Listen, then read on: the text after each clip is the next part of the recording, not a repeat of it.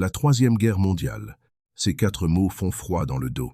On en parle dans les journaux, dans les cercles militaires, dans les couloirs des gouvernements. Mais ce que personne ne te dit, c'est que quelqu'un en a parlé bien avant nous. Il y a environ 2000 ans.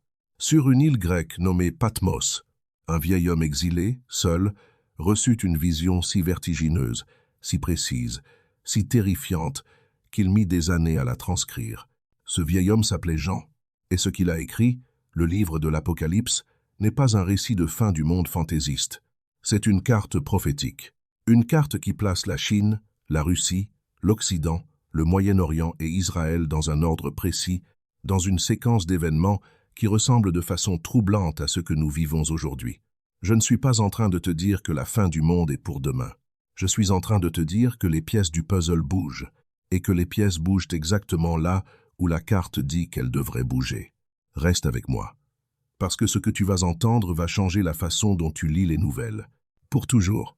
Commençons par quelque chose d'essentiel. Le livre de l'Apocalypse, ou livre de la Révélation, selon le titre grec originel, est le texte le plus mal compris, le plus mal interprété et le plus mal utilisé de toute la Bible. Des sectes entières se sont construites sur des lectures déformées de ces chapitres. Des pasteurs ont annoncé des dates de fin du monde qui ne se sont jamais réalisées. Et à force d'entendre des prédictions fausses, des gens raisonnables ont décidé que tout cela n'était que du délire mystique sans substance.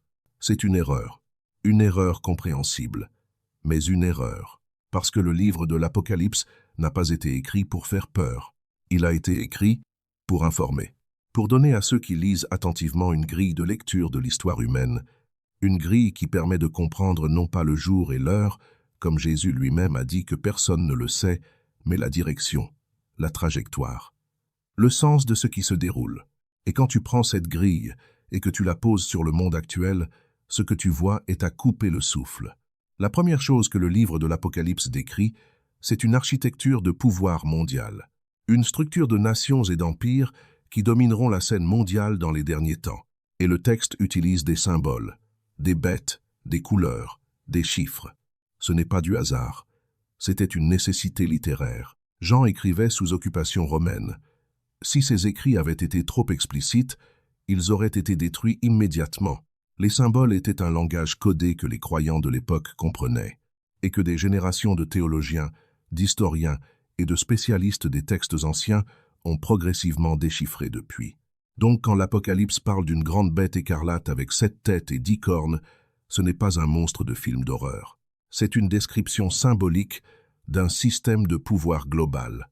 Quand elle parle d'une armée de 200 millions de soldats venant de l'Orient, ce n'est pas de la métaphore. C'est une description démographique et militaire d'une réalité géopolitique. Et quand tu commences à replacer ces descriptions dans le contexte du monde actuel, quelque chose de très sérieux se produit. Les symboles trouvent leur correspondance. Pas toutes, pas avec la même certitude, mais assez pour que des hommes sérieux, des théologiens, des militaires, des historiens, aient commencé à prendre ces textes très au sérieux. Parlons de la Chine. Apocalypse, chapitre 9, versets 14 à 16. Il est écrit « Je vis les chevaux et ceux qui les montaient. Les cavaliers avaient des cuirasses couleur de feu, d'hyacinthe et de soufre. Le nombre des gens de cheval était de 200 millions. 200 millions. Quand Jean a écrit ces mots, la population totale de la planète était d'environ 300 millions de personnes. Mobiliser 200 millions de soldats était littéralement impossible. Aucune nation, aucun empire, aucune alliance de l'Antiquité, ni du Moyen-Âge, ni même du début du XXe siècle, ne pouvait approcher ce chiffre. Et puis quelque chose d'extraordinaire s'est produit. La Chine a publié, à plusieurs reprises au cours du XXe siècle, des déclarations affirmant qu'elle pouvait mobiliser des armées de 200 millions de soldats. En 1961, une publication officielle du gouvernement chinois affirmait exactement cela. 200 millions, le même chiffre, mot pour mot, écrit 2000 ans plus tôt par un vieil homme sur une île grecque qui n'avait probablement jamais entendu parler de la Chine. Est-ce que c'est suffisant pour conclure que l'Apocalypse parle de la Chine? Non, pas seul. Mais c'est suffisant pour te donner le vertige. Et il y a d'autres éléments. Le chapitre 16, verset 12, parle des rois de l'Orient. Dans l'original grec, le terme utilisé est roi du soleil levant. L'Orient, l'extrême-orient. Et il est dit que le fleuve Euphrate sera asséché pour laisser le passage à ses rois. Détail fascinant. Le fleuve Euphrate, en Turquie et en Irak actuel, a connu ces dernières décennies une baisse spectaculaire de son débit à cause des barrages construits en amont. Des barrages construits par la Turquie. Le fleuve que l'Apocalypse décrit comme asséché pour laisser passer l'armée de l'Orient est en train de s'assécher. Sous nos yeux, maintenant. Et la Russie? Pour comprendre la Russie dans la Bible, il faut faire un détour par le livre d'Ézéchiel. Chapitres 38 et 39. Ces chapitres décrivent une coalition de nations qui, dans les derniers temps, attaquera Israël depuis le nord. Le texte nomme Gog et Magog, le prince de Rosh, de Méchec et de Tubal. Pendant des siècles, ces noms sont restés obscurs. Et puis les archéologues, les linguistes et les géographes de l'Antiquité ont commencé à les déchiffrer. Rosh, Méchec, Tubal. Rosh est un terme dont beaucoup de spécialistes établissent un lien étymologique avec russe, la racine du mot Russie. Méchec est associé à Moscou par une partie significative des commentateurs bibliques. Tubal est associé à Tobolsk, une ancienne capitale de la Sibérie. Ces associations ne font pas l'unanimité. Certains spécialistes proposent d'autres lectures, mais elles existent. Elles ont été défendues sérieusement et elles continuent d'être explorées. Et si on ajoute à cela la description géographique du livre d'Ézéchiel qui dit que cette attaque viendra des régions les plus reculées du nord et que si tu traces une ligne vers le nord depuis Jérusalem, la ligne passe exactement par Moscou. Les coïncidences s'accumulent. Ézéchiel décrit ensuite les nations qui se joignent à cette coalition. La Perse, qui est l'Iran actuel, l'Éthiopie, la Libye et d'autres nations. L'Iran, la Russie, ensemble, formant une coalition contre Israël. Ésaïe l'a écrit 600 ans avant Jésus-Christ. Et aujourd'hui, la Russie et l'Iran sont alliés, militairement, politiquement, stratégiquement. La Russie protège le régime iranien à l'ONU. L'Iran fournit des drones à la Russie pour la guerre en Ukraine. Deux nations que tout, historiquement, culturellement, idéologiquement, devraient opposer, se retrouvent liées par des intérêts communs et une hostilité commune envers l'Occident et Israël. Ézéchiel l'avait vu. Maintenant, parlons de ce que le livre de l'Apocalypse appelle Babylone la Grande. C'est ici que les choses deviennent particulièrement fascinantes et particulièrement inconfortables pour certains. Babylone la Grande est décrite dans l'Apocalypse, chapitres 17 et 18, comme une puissance mondiale dominante, une puissance économique, culturelle, militaire. Elle est décrite comme la ville reine qui règne sur les rois de la terre. Elle exporte sa culture, ses marchandises, son mode de vie dans toutes les nations. Les marchands de la terre s'enrichissent par elle. Elle est vêtue de pourpre et d'écarlate. Elle est couverte d'or, de pierres précieuses et de perles. Elle porte sur son front un nom mystérieux. Babylone la Grande, la mère des impudiques et des abominations de la terre. Et les nations boivent le vin de sa débauche. Qui est cette Babylone? Les interprétations sont multiples et je vais te les présenter honnêtement. Une première tradition, ancienne, très répandue dans le protestantisme historique, identifie Babylone à Rome, particulièrement à l'institution ecclésiastique romaine dans ses excès historiques. La ville sur 7 collines, les couleurs pourpre et écarlate, la richesse et le pouvoir, tout cela correspondait dans l'esprit des réformateurs à ce qu'ils voyaient. Une deuxième interprétation, très populaire dans la théologie eschatologique américaine depuis le XXe siècle, identifie Babylone à une nation occidentale dominante, un empire culturel et économique global qui exporte son mode de vie, ses valeurs et son influence à travers le monde entier. Une troisième interprétation voit Babylone comme un système mondial, une structure économique et idéologique transnationale, plutôt qu'un pays ou une ville spécifique. Ces interprétations ne sont pas toutes incompatibles. Mais voici ce que je peux te dire avec certitude. La description de l'Apocalypse correspond avec une précision troublante à la réalité d'un monde dominé par une culture occidentale de consommation, d'entertainment, de puissance financière et d'exportation de valeurs. La ville reine qui règne sur les rois de la terre, la puissance dont les marchands s'enrichissent, la culture que toutes les nations consomment. Ce n'est pas une description difficile à visualiser pour quelqu'un qui regarde le monde de 2024. Et il y a ce passage absolument saisissant. Apocalypse 18, verset 10. En une seule heure, ton jugement est venu. En une seule heure, cette grande richesse est dévastée. En une seule heure. Quand Jean a écrit ces mots, détruire un empire prenait des décennies, des guerres prolongées, des générations de conflits. Aujourd'hui, dans un monde de missiles balistiques intercontinentaux, de bombes thermonucléaires et de cyberattaques coordonnées, détruire une économie mondiale en une heure n'est plus seulement possible. C'est plausible. Des stratèges militaires ont calculé que dans un conflit nucléaire à grande échelle, les premières frappes se produiraient dans les 30 premières minutes. En une heure, tout peut basculer. Jean ne savait pas ce qu'était une bombe atomique, mais il a décrit ses effets. Revenons maintenant à l'architecture globale de ce que l'Apocalypse décrit, parce que le livre ne parle pas de guerres isolées. Il parle d'une séquence avec un début, un milieu et une fin. Et pour comprendre cette séquence, il faut parler des 7 sceaux. Dans le chapitre 6, l'agneau ouvre les sceaux d'un livre céleste, et à chaque ouverture, un événement se déroule sur la terre. Le premier sceau, un cavalier sur un cheval blanc, un conquérant qui s'avance pour conquérir. Beaucoup de théologiens voient ici une figure politique ou un système qui s'impose au monde sous des apparences pacifiques.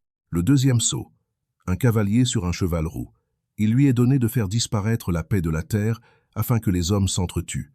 La guerre. Le troisième sceau, un cavalier sur un cheval noir tenant une balance. La famine. Les prix des denrées alimentaires s'envolant au point que la nourriture devient un luxe. Le quatrième sceau, un cavalier sur un cheval d'une couleur pâle, livide. Son nom est la morte. Le quart de la terre est frappé. 4 cavaliers, 4 fléaux. Conquête, guerre, famine, mort. Et quand tu regardes le monde depuis 2020, tu vois quelque chose d'inquiétant. Une pandémie mondiale a mis l'économie mondiale à genoux.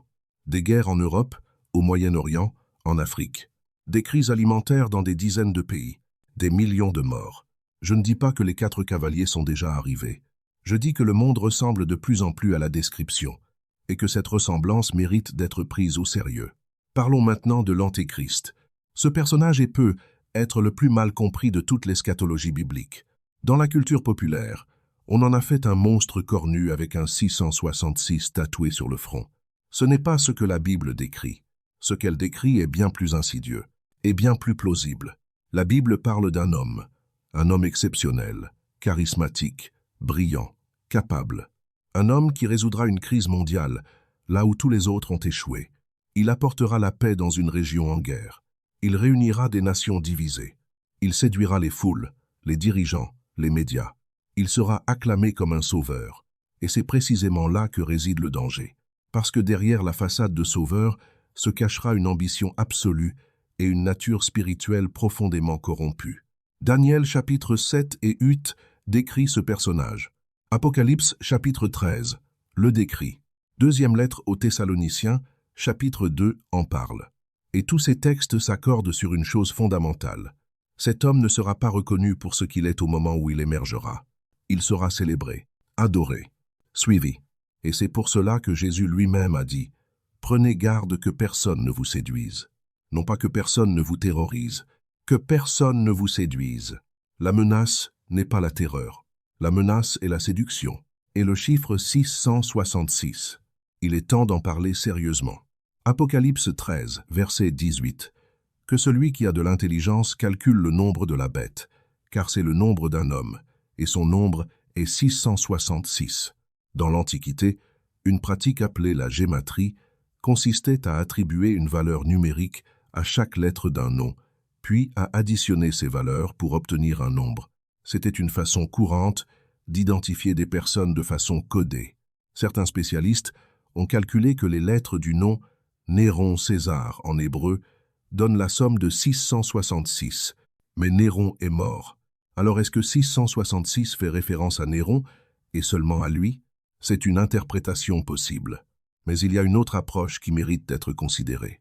En numérologie biblique, le chiffre 7 représente la perfection divine.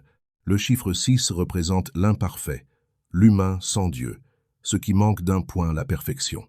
666 serait alors la répétition de l'imperfection à l'échelle mondiale.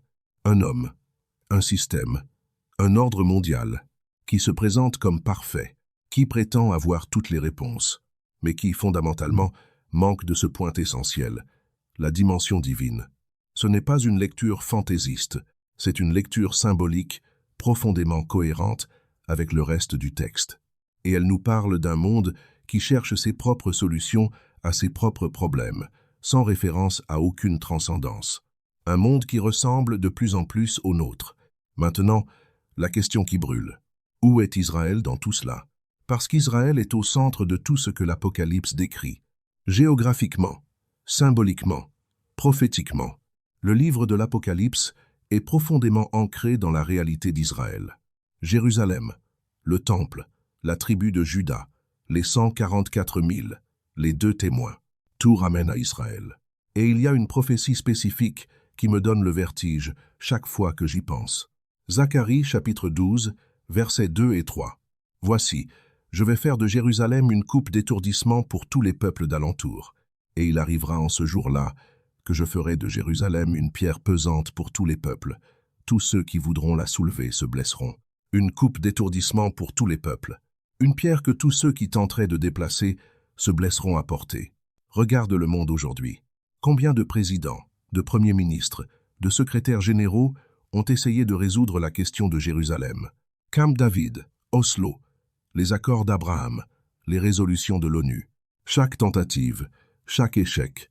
Jérusalem reste la ville la plus disputée, la plus explosive, la plus ingérable de la planète entière. Une ville de moins d'1 million d'habitants qui fait trembler toutes les grandes puissances. Zacharie l'avait décrit, il y a 2500 ans. Une coupe d'étourdissement, une pierre qui blesse ceux qui la soulèvent. Revenons à la grande image. Ce que l'Apocalypse dessine, c'est la convergence. La convergence de toutes les tensions mondiales vers un point focal unique. Les théologiens appellent cela Armageddon, un mot que le monde utilise à tort pour désigner une catastrophe quelconque. Mais Armageddon est un lieu précis. Har Megiddo, la montagne de Megiddo. C'est une plaine en Israël, dans l'actuelle vallée de Jezréel. Une plaine où des dizaines de batailles ont déjà été livrées dans l'histoire. Napoléon lui-même, en la voyant, a déclaré que c'était le champ de bataille parfait. Et c'est là, selon l'Apocalypse, que les armées du monde entier convergeront. Toutes. Les rois de l'Orient avec leurs 200 millions de soldats. La coalition du Nord avec ses armées. Les forces de l'Occident. Toutes convergeant vers ce petit pays, ce petit territoire, ce minuscule espace géographique qui est depuis des millénaires le carrefour de l'histoire humaine. Coïncidence? Ou est-ce que le livre de l'Apocalypse décrit simplement la logique géopolitique d'un monde où toutes les grandes tensions finissent par se cristalliser autour du Moyen-Orient? Il suffit de regarder les nouvelles. Le Moyen-Orient, encore, toujours, comme si la géographie elle-même obéissait à une logique prophétique. Mais voilà où l'Apocalypse prend une tournure que les analyses géopolitiques ne peuvent pas anticiper. Parce que selon le texte, cette convergence vers Armageddon n'est pas la fin. C'est l'avant-dernière étape. Et c'est ici que l'Apocalypse cesse d'être un texte de terreur pour devenir quelque chose de radicalement différent. Un texte d'espérance. Dans le chapitre 19, au moment où la convergence atteint son paroxysme, le texte décrit quelque chose que nul stratège militaire n'aurait pu inventer. Une intervention, pas une intervention diplomatique, pas une désescalade négociée. Une intervention divine, une figure sur un cheval blanc, des armées célestes. Et la fin, non pas de l'humanité, mais de la structure de pouvoir qui l'avait conduite à ce point. Le retour de Christ. Je sais que pour certains qui regardent cette vidéo, cette notion est difficile à accepter. Et je te respecte dans ta réflexion. Mais voici ce que je te demande de considérer. Si la Bible a prédit avec une précision documentée des dizaines d'événements historiques, si elle a nommé des rois avant leur naissance, si elle a décrit la résurrection d'Israël 2000 ans avant qu'elle ne se produise, si elle décrit aujourd'hui des réalités géopolitiques que des hommes morts il y a 2600 ans ne pouvaient pas avoir inventées, alors pourquoi exclure a priori que sa description de la conclusion de l'histoire soit, elle aussi, précise? Ce n'est pas une demande de foi aveugle, c'est une demande de cohérence intellectuelle. Si le reste est vrai, pourquoi cette partie ne le serait-elle pas? Il y a une dimension de l'Apocalypse que je n'ai pas encore abordée, et elle peut être la plus personnelle, la plus intime. L'Apocalypse ne parle pas seulement de nations et d'empires, elle parle d'individus, de choix, de la marque de la bête. Chapitre 13, versets 16 à 18. Elle fit que tous, Petits et grands, riches et pauvres, libres et esclaves, reçussent une marque sur leur main droite ou sur leur front, et que personne ne put acheter ni vendre sans avoir la marque. Une marque sans laquelle il est impossible d'acheter ou de vendre. Un système de contrôle économique universel. Quand Jean a écrit ces mots, un tel système était techniquement impossible. Surveiller les transactions économiques de chaque individu sur la planète entière en temps réel. Il aurait fallu une bureaucratie d'une taille inimaginable. Et puis est arrivé le numérique, les transactions électroniques, les smartphones, la biométrie, les monnaies numériques des banques centrales. Aujourd'hui, les grandes banques centrales du monde développent activement des monnaies numériques programmables, des monnaies qui peuvent être paramétrées pour n'être utilisables que dans certains contextes, à certaines conditions, par certaines personnes. Des monnaies dont l'accès peut être restreint ou supprimé en quelques secondes. Je ne dis pas que cela est déjà la marque de la bête. Je dis que pour la première fois dans l'histoire humaine, la technologie permettant un tel système existe et qu'elle est en cours de déploiement. Ce qui était impossible il y a 50 ans est possible aujourd'hui. Et ce qui est possible aujourd'hui peut devenir obligatoire demain. Jean le savait. Pas en termes technologiques, mais en termes de réalité humaine, une question s'impose naturellement. Si tout cela est en train de se produire, que doit-on faire? La réponse de l'Apocalypse est surprenante. Elle n'est pas « cache-toi dans un bunker ». Elle n'est pas « stocke des provisions et des armes ». Elle est « reste fidèle ». Le livre de l'Apocalypse a été écrit pour des chrétiens persécutés sous Néron et Domitien, des gens qui risquaient leur vie chaque jour pour leur foi, des gens qui regardaient leurs familles être tuées, leurs propriétés confisquées, leurs voisins torturés. Et le message du livre n'était pas « vous allez perdre ». Le message était « vous allez gagner », pas nécessairement dans le monde visible, mais dans la réalité ultime, parce que la victoire finale n'appartient pas aux empires, elle n'appartient pas aux armées, elle n'appartient pas aux technologies de surveillance et de contrôle. La victoire finale, selon le livre de l'Apocalypse, appartient à l'agneau, une figure de douceur et de sacrifice, qui a vaincu non pas par la force brute, mais par la fidélité totale jusqu'à la mort, et qui invite chaque être humain à participer à cette victoire, individuellement, personnellement, ici, maintenant, in tools on there. I have a story to the borough, to problems borough, to the borough, find, south.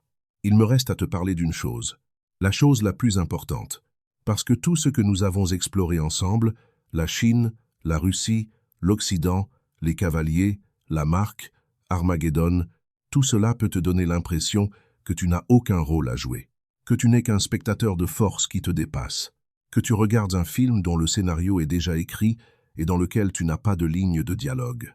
C'est faux. L'Apocalypse est un livre de l'histoire humaine, oui, mais c'est aussi un livre de l'histoire individuelle. Et le choix le plus important que tu peux faire n'est pas un choix géopolitique. Ce n'est pas un choix militaire ni économique. C'est un choix spirituel, le choix de savoir de quel côté tu te trouves. Pas dans la géographie, dans le cœur. L'Apocalypse se termine par une image que je trouve personnellement bouleversante. Après tout ce qui a été décrit, après les sauts et les trompettes et les coupes, et les guerres et les empires qui s'effondrent, après tout cela, l'image finale est une ville, la Nouvelle Jérusalem, qui descend du ciel vers la terre, dans laquelle Dieu lui-même demeurera avec les hommes, et il essuiera toute larme de leurs yeux. La mort ne sera plus. Il n'y aura plus ni deuil, ni cri, ni douleur, car les premières choses ont disparu. Les premières choses ont disparu. Tout ce qui était cassé, réparé, tout ce qui était perdu, retrouvé, tout ce qui était douloureux, guéri. C'est pour cela que l'Apocalypse a été écrite, pas pour terrifier, pour préparer. Préparer chaque cœur humain à recevoir ce qui vient, et pour l'inviter à faire, maintenant, en ce moment, dans sa vie ordinaire, dans ses choix quotidiens, dans ses relations et ses priorités et ses valeurs, le choix qui déterminera de quel côté de cette histoire il se trouvera. Le monde est en mouvement, les pièces bougent. La Chine construit sa marine comme aucune nation ne l'a fait depuis la Seconde Guerre mondiale. La Russie et l'Iran formalisent leur alliance. L'Occident traverse une crise d'identité, de valeurs et de cohésion sans précédent. Israël est au centre de tensions qui mobilisent les grandes puissances mondiales. Les monnaies numériques progressent. Les systèmes de surveillance s'étendent. Et quelque part, Dans les archives de la prophétie biblique, un vieil homme sur une île grecque avait tout vu, tout décrit, tout placé dans un ordre qui, 2000 ans plus tard, commence à ressembler étrangement à un plan. Je ne suis pas prophète. Je ne sais pas quand les événements décrits dans l'Apocalypse atteindront leur accomplissement final. Personne ne le sait. Mais je sais que la direction est claire. Et je sais que la question que l'Apocalypse te pose n'est pas « Est-ce que tu survives à ce qui vient ?» La question est « Qui es-tu quand tout tremble ?» Et qu'est-ce que tu portes à l'intérieur de toi quand les structures extérieures commencent à s'effondrer? La réponse à cette question ne se trouve pas dans un bunker. Elle ne se trouve pas dans un portefeuille d'investissement bien diversifié. Elle ne se trouve pas dans une analyse géopolitique, aussi brillante soit-elle. Elle se trouve dans ce choix fondamental que chaque être humain doit faire une fois dans sa vie. Le choix de savoir en qui tu places ta confiance ultime. Le monde ou le créateur du monde.